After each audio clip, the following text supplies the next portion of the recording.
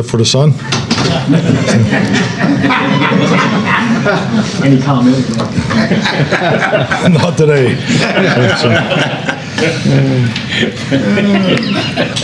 I just couldn't help myself. Yeah. Go ahead, David. Mike, Dallas Morning News. Do you take offense at what Micah Parsons said after the game, or do you just consider it part of when a team is playing like this, those type of comments are going to come out as the frustration of the moment? Well, I think like anything with post-game remarks and really any remarks, when it does create questions for others in the locker room, something that I've always done, conversation has to happen. So, Mike and I had a conversation this morning about it and, handled those things as men should handle it. That wasn't his intent. And, so that's something he can talk on. But, the other part of it too is what comes out of this too, all the way around, questions for others. And also, I don't want to see my players get attacked also from the other side of this too. So we have so much more that we need to focus on, and that's really what we talk about pretty much throughout the day today. Is just we just got to keep it about football, bear down on the things we know we need to improve on, build off of some of the things that we felt like we got better throughout these games coming out of the bye. But these are the things that you need to eliminate from your culture. And just like anything, conversations bring resolution. So and I think this is an example of that. You talked about that before, just to keep the focus on the football, but there are the peripheral issues that come from losing, especially when expectations were above where you were. This is coming. Does it take more of your time to manage as you're in the midst of this? Yeah, when you lose, when you're losing multiple games, definitely. I just look at how much time today's a great example, how much time I've spent on, Houston Texan. I think I'm on play 6 of the Detroit game. So, and that's what these types of things bring. And that's why, frankly, I think it's harder when you win. Handling success, to me, has always been the biggest challenge in this. We have a great opportunity to be in an adverse situation as a group of men to go do something people don't think we can do. And been there before, excited about it. Most of the times come out the other end, and that's what I'm focused on. So, but to get there, you got to, utilization of energy and all that application of how we want to unite and continue to work is important. So I think all these guys, we all need to focus on our mental space, take care of ourselves, hug our families, because they're the ones that have to listen to most of this stuff. But we need to just keep it about football, because if we're not working on football, our opponent is an hour or two better than us already. So that's my message. Clarence Hill, All-City Dallas. Quickly piggybacking on that, the question was born out of a question about your job status.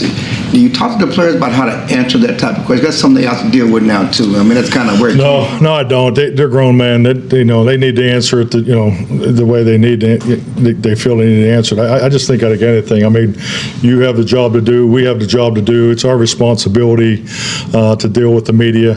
I think being genuine is important. I think giving rope answers just leads to follow-up questions. Good reporters like yourself will do follow-ups and just keep going after it. But yeah, I've never stood up there and said, hey, you need to say this, and this, that question. I don't think that's real, and these guys know what they're doing.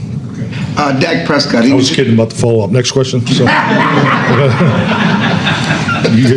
Dak Prescott, any answers on the surgery? I know he talked about. I haven't talked to him yet today.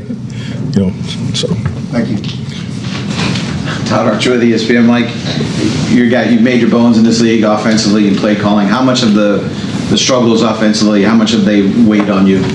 Oh, I mean, that was brutal. That second half was as hard as a game that I could, that I've been a part of. So, you think of the Detroit game and this game. I mean, it really comes down to the giveaways. You can't give the ball away, and then it's, it gets to a 2-score game, 3-score game, and and then you are where you are there, like we were in the fourth quarter. But yeah, the first half, and this is a cop-out statement when you stand up and say, if you take 2 plays away, it's 17-3. But that's the way we need to play. We can't afford right now to make those mistakes. So we need to be cleaner in those spots. And our defense gave us great opportunities in the first half. I thought our defense took a big step in the first half and gave us opportunities. But losing that first fumble, really putting them in position to score first. 15-play drive, 6 minutes, 6+ minutes drive. That's the way we need to play a lot of the time. We need to try to create more shots and things like that. And these are the things we're talking about. But yeah, 5 giveaways. I don't know how many more times I can say it from today to yesterday. You can't win games like that. We can't win games like that. Does it make you question what you do and what you've done? No, I believe in the process. I mean, I know lots made a scheme and so forth. Your system of football has to fit your players, and you got to give these guys the opportunity. And every team's built a little differently. What year you're in, where your players are. So.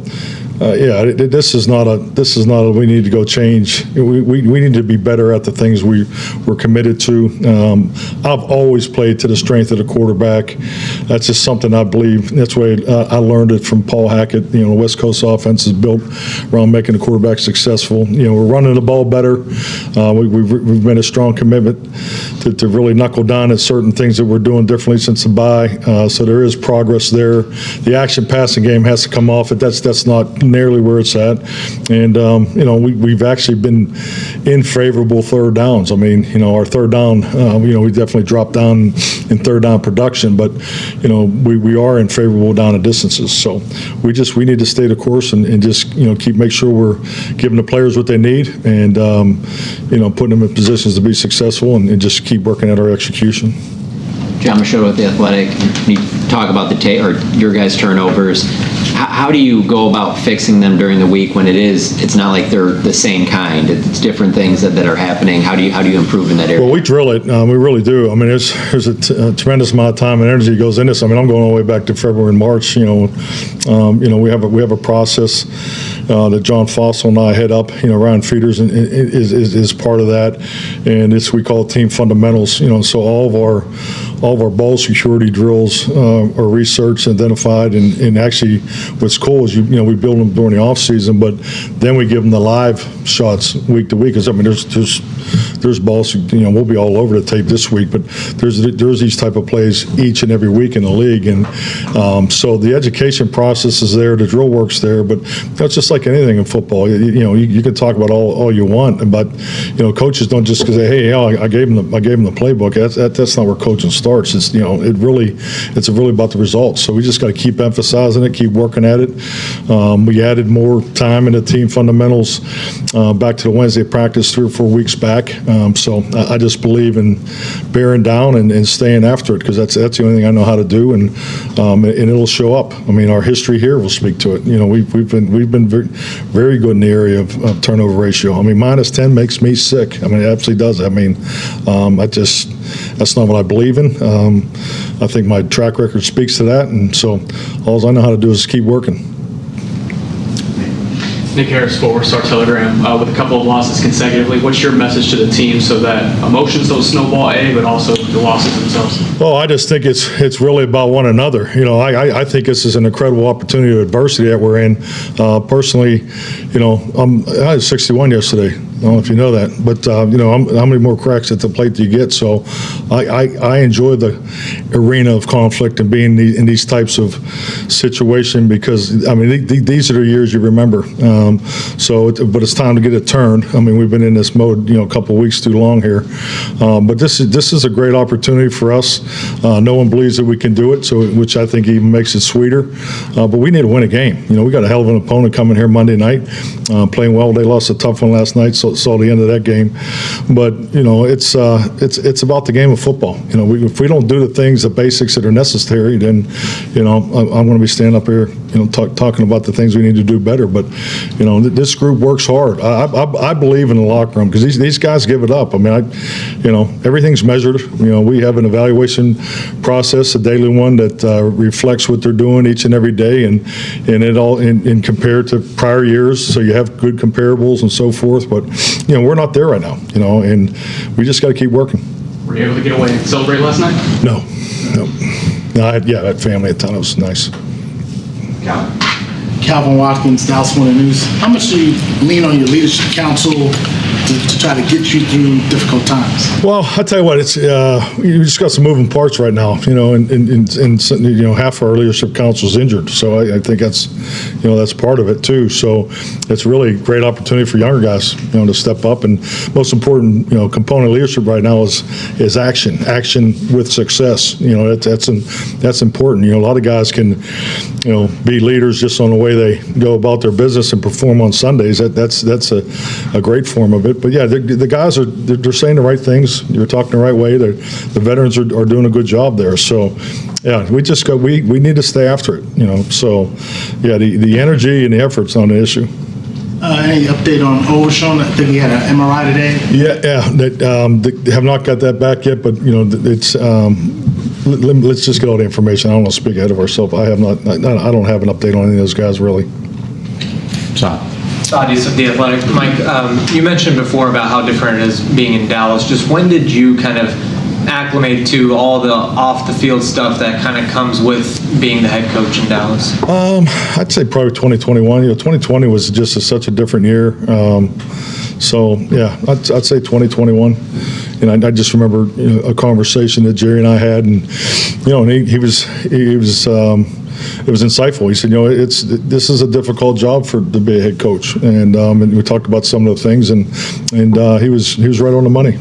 How do you go about making sure all these things don't kind of drain your energy for what you're trying to do on the field? Yeah, I'll be honest with you. I'm just so blessed to be in this spot. And it's about competing and winning football games. Yeah, I just can't believe how fast it's gone. The best advice I could give a young coach, even players all the time, it goes so fast. You got to take advantage of every opportunity you have. So, and that's where I'm at with this. And to be honest, the day I can't jump out of bed and hit Starbucks early, then it's probably time for me to get on down the road. But I love it. I enjoy it.